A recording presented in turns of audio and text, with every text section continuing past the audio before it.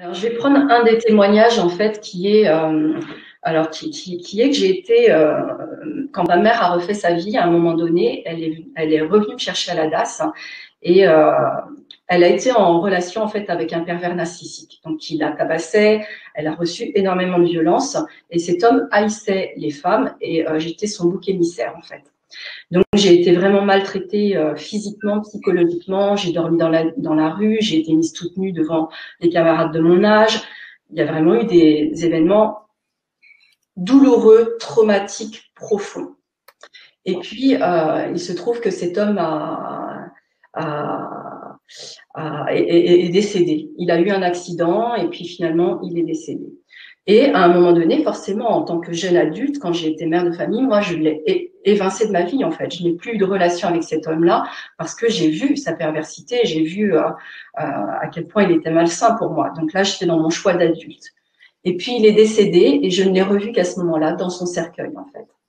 Et quand je suis arrivée devant son cercueil, j'ai vu un enfant de 4 ans. Et j'ai su qu'il avait arrêté de vivre à ses propres 4 ans parce que lui-même avait été agi par une blessure, par quelque chose qui l'a touché beaucoup plus profondément, en fait. Et à ce moment-là, j'ai senti une ouverture de cœur, une dissolution à l'intérieur. Et oui, je me souviens de ce que j'ai vécu et je peux en parler tranquillement, mais j'ai ressenti un amour et une compassion, une compréhension pour cet homme-là. Je ne peux pas lui en vouloir. Et j'ai reconnu ce jour-là qu'il était certainement l'un de mes grands alliés à avoir accepté de jouer ce bourreau pour moi, en fait. Mais oui, j'ai aussi été agressée sexuellement. Je me suis fait violer, j'avais 4 ans, la première fois où ça m'est arrivé. Et c'est le même processus, en fait. C'est à partir du moment où je vois le mécanisme, où je vois le système qui a fait agir la personne de cette manière-là, je ne peux pas en vouloir à la personne. C'est bien son système et elle n'est pas son système. Elle est un être divin en incarnation. Elle est un être divin en incarnation qui est aussi venu essayer d'être consciente dans la matière.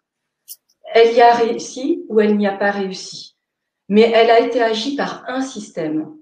Et c'est contre son système que je peux agir, mais pas contre elle. Et ce simple positionnement, en fait qu'on entre en compassion, en amour et en pardon, sans, sans se dire à un moment donné, oh, je vais pardonner. Non, c'est pas un processus par la tête, c'est vraiment un processus de cœur. Il y a quelque chose qui se dissout parce que j'ai regardé à partir, non pas de ma douleur, mais à partir de ma conscience.